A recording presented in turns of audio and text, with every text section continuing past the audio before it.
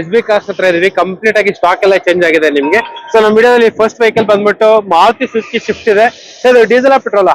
Sir diesel 2013 model sir. ZD top end model ಇದು. Double air bag, ABS ಎಲ್ಲ ಬರುತ್ತೆ.